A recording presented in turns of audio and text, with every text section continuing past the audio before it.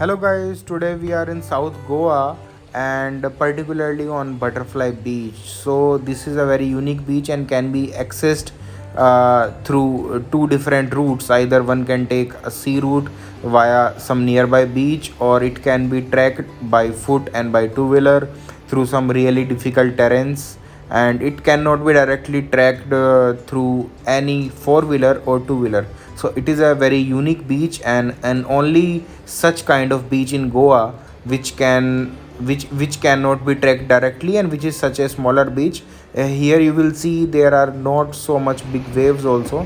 जो लहरें होती हैं वो छोटी छोटी होती हैं, and it is really very beautiful sand. So this is the difficult terrain which has been right now shown on your screens.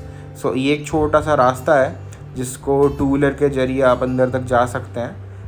कुछ दूर तक रास्ता करीब करीब ठीक है, जिस पे आप एक पिलियन राइडर बिठा सकते हैं, लेकिन उसके बाद में बीच बीच में मोटे मोटे पत्थर आते हैं और रास्ता और सकरा हो जाता है. So in that case either one of you will have to be like alone on the two wheeler. And रास्ते में अंदर जा कर के एक प्राइवेट प्रॉपर्टी आती है, मतलब आप मेन रोड से जैसे ही 2-2.5 किलोमीटर अंदर चलेंगे प्राइवेट प्रॉपर्टी आती है, wherein you have to pay him 100 rupees for taking your two wheeler from ahead from that point. And मेरे हिसाब से आपको 100 रुपये दे देने चाहिए, बिकॉज अंदर काफ़ी चलना पड़ता है, 1-1.25 किलोमीटर अंदर भी चलना पड़ता है, और इतना तेज़ धूप में ना that is really difficult to move yourself into that beach. So वो वर्थ है और वो जस्टिफाइड है. तो उसके बाद में टेरेन जो है वो और ज़्यादा डिफ़िकल्ट हो जाता है, एंड वहाँ पे मतलब मोस्टली आपको 30% टाइम्स अकेले ही टू व्हीलर को चलाना पड़ेगा. आई वुड सजेस्ट कि यहाँ पर आप बाइक लेकर के आएँ, क्योंकि जो एक्टिवा या टू व्हीलर छोटे वाले स्कूटीज़ होते हैं उनके टायर छोटे होते हैं, and they really spread out on that kind of sand. So वो फिसलते हैं और वो चल नहीं पाते हैं अच्छे से. सो इस टाइप का ये है.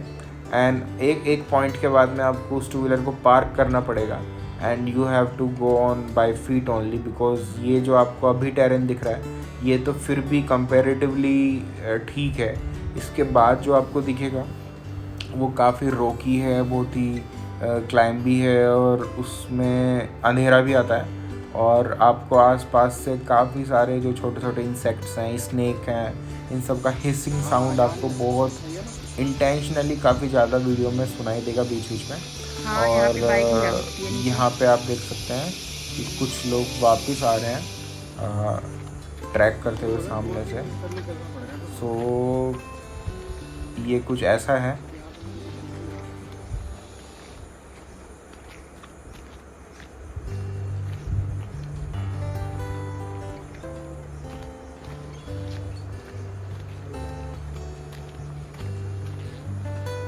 घाट जगह है.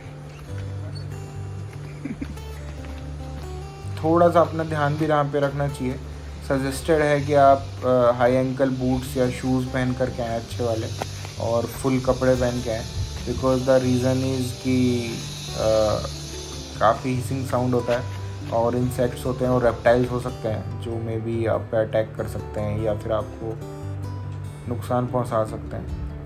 जैसे ही आप बीच के करीब आते हैं यहाँ पे चलने के बाद में, तो आपको बोट्स की आवाज़, बोट्स के जो मोटर बोट्स हैं उनकी आवाज़ सुनाई देगा, और लोगों का आवाज़ सुनाई देगा. सो ऐसा कुछ केस है.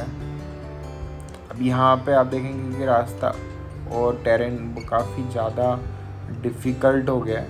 एवरी सिंगल आपको जो स्टेप रखना है वो बहुत ध्यान से रखना है, क्योंकि हाई प्रोबेबिलिटी है अगर आप अच्छी क्वालिटी के शूज़ नहीं पहने हैं आपने, so you can rupture your ankle and that will make your trip difficult in Goa. So यहाँ के बाद में फ्रेंड्स हम देख सकते हैं कि बीच पर हम पहुँच चुके हैं. काफ़ी कंपैरेटिवली छोटा बीच है. अगर आपने नॉर्थ गोवा और साउथ गोवा के अलग अलग बीचेस देखे हैं तो बहुत छोटा सा बीच है, ज़्यादा कुछ यहाँ पे है नहीं है. एक शैक के नाम पे यहाँ कुछ नहीं है, एक छोटा सा ओपन स्टॉल है जो वहाँ पर cold drinks and beer and everything बेच सेल करता है. एंड इसके चारों तरफ आपको दिखेंगे ऊंचे ऊंचे rocks and Rocky climbers and mountains. तो यहाँ से भी कुछ लोग ट्रैक करके कहाँ कहाँ से आते हैं या फिर ट्रैक करने ऊपर भी जाते हैं for photography purpose. But my suggestion would be कि that you should be very very careful and ये है भी. So I think there is nothing to tell more. Just enjoy the beach and the beauty and the surroundings. Thank you.